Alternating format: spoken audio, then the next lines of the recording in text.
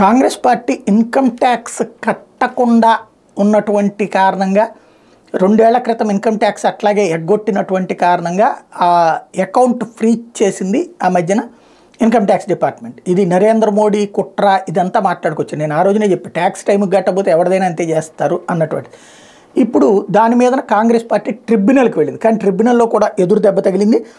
ఆదాయపు పన్ను అప్లైట్ ట్రిబ్యునల్లో కాంగ్రెస్ పార్టీకి ఎదురు దెబ్బ తగిలింది. ఆదాయపు పన్ను శాఖ తమ పార్టీకి సంబంధించిన 210 కోట్ల నిధులను స్తంభింప చేయడానికి సవాల్ చేస్తూ కాంగ్రెస్ దాఖలు చేసిన పిటిషన్ ట్రిబ్యునల్ కొట్టేసింది.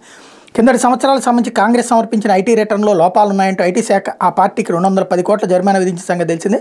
ఈ జరిమానా మొత్తాన్ని చెల్లించాలంటూ కాంగ్రెస్ ఖాతాలో ఉన్న బ్యాంకులను ఐటీ శాఖ ఆదేశించింది. వేర్వేరు బ్యాంకులను తమ ఖాతాల నుంచి తమకు తెలియకుండా 65 కోట్లను ఐటీ శాఖ విత్డ్రా చేసుకుందని కాంగ్రెస్ ఆరోపించింది. 205 కోట్లను స్తంభింప చేసిందని పేర్కొంది.